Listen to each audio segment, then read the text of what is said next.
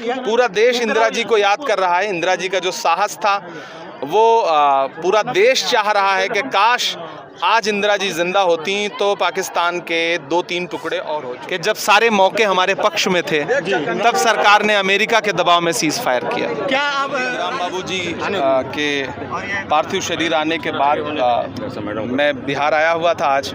BSF के जो sub inspector हैं मोहम्मद इम्तियाज़, जो सेना में अपनी ज़िंदगी कुर्बान करके देश के नाम शहीद हो गए, उनके यहाँ आया हुआ था तो मुझे पता चला कि राम बाबू जी शहीद हुए थे। खबर तो हम सबको थी ही।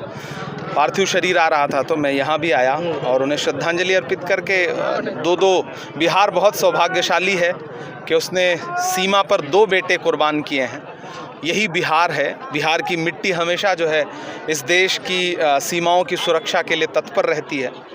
तो बिहार की इस मिट्टी को सलाम करता हूं और राम बाबू जी और मोहम्मद इम्तियाज़ की शहादत को सलाम। गूंजे की किलकारी, इनके यहाँ नतीजे हैं चमत्कारी। बांझपन की समस्या से छुटकारा चाहिए तो सिवान की जानी मानी महिला प्रसूति व बांझपन रोग विशेषज्ञ डॉक्टर वंदना कुमारी के पास आइए।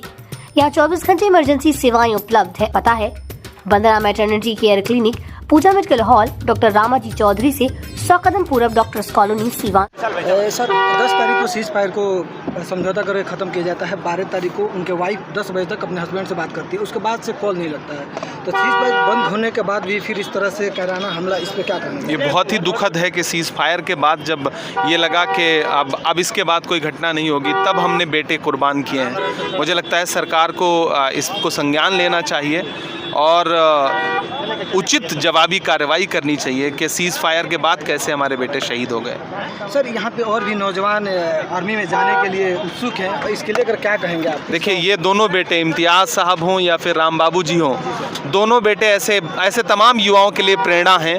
और मुझे लगता है कि बिहार बहुत सौभाग्यशाली है कि उसने इस लड़ाई में अपने 2 बेटे कुर्बान किए, शहीद किए। और मुझे पूरा विश्वास है तो पाकिस्तान 4 टुकड़ों में बंटा होता है इस बार। लेकिन अफसोस कि जब सारे मौके हमारे पक्ष में थे तब सरकार ने अमेरिका के दबाव में सीज फायर किया। क्या आप राज्यसभा में भी आवाज उठाएंगे? बिल्कुल, हम संसद का विशेष सत्र बुलाने की मांग करते हैं और सरकार उसमें स्पष्ट करे कि ट्रंप का ऐसा कौन सा दबाव है कि सरकार जो है वो ट्रंप के आगे चुप हो जाती है और सेना जो साहस के साथ अपनी कुर्बानी दे रही थी, लड़ रही थी और उनके आतंकवादी अड्डों को तबाह कर रही थी, उसे एक झटके में उसके हाथ बांध दिए जाते हैं। क्या अगर इस समृद्ध भारत को अमेरिका के सामने झुकना चाहिए था? अमेरिका से समझौता करना चाहिए। भारत एक संप्रभु राष्ट्र है और किसी के सामने नहीं झुकना। भारत किसी के सामने नहीं झुकेगा। मैसेज क्या देंगे देशवासियों को? एकजुट रहिए, इकट्ठे रहिए। बिहार सौभाग्यशाली है कि इसने मोहम्मद इम्तियाज़ और राम बाबू जी के रूप में 2 बेटों को इस देश की रक्षा के लिए कुर्बान किया। बहुत बहुत धन्यवाद। देखिए, शहीद राम बाबू जी के पार्थिव शरीर आने के बाद मैं बिहार आया हुआ था आज।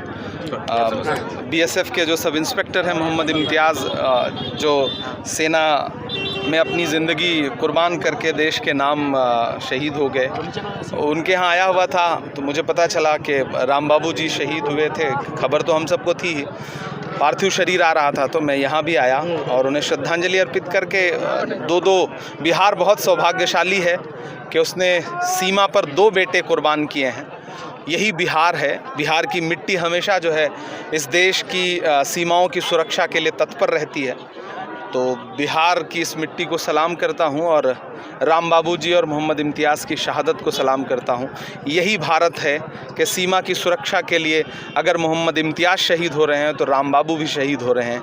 यही भारत है और इसी भारत की मिट्टी से एकजुटता का जो संदेश इस ऑपरेशन सिंदूर में गया है कि व्योमिका जी और कर्नल सोफिया कुरैशी लीड कर रही सारे ब्रीफिंग को, असल में भारत यही है। यही भारत बचा रहे, यही भारत बना रहे, हम यही दुआ करते हैं। सीज फायर के बाद से भी जिस तरह से हमारे जवान शहीद हो रहे हैं, क्या लग रहा है किसकी चूक मानेंगे?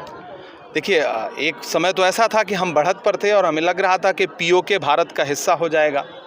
एक ऐसा समय था जब हम लगातार उनके आतंकवादी जो ठिकाने थे उनको तबाह कर रहे थे, उनके एयरबेस तबाह कर रहे थे। एक बार की सीज़ फायर का जो आदेश ब्रीफिंग के ज़रिए देश को सुनाई पड़ा और उससे पहले चौंकाने वाली बात यह थी कि ट्रंप ने दुनिया को बताया कि सीज़ फायर हो गया है।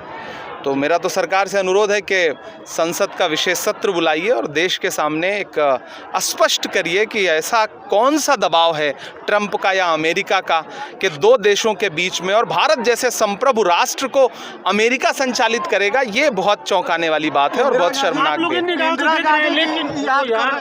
पूरा देश इंदिरा जी को याद कर रहा है। इंदिरा जी का जो साहस था वो पूरा देश चाह रहा है कि काश आज इंदिरा जी जिंदा होती तो पाकिस्तान के 2-3 टुकड़े और हो चुके होते।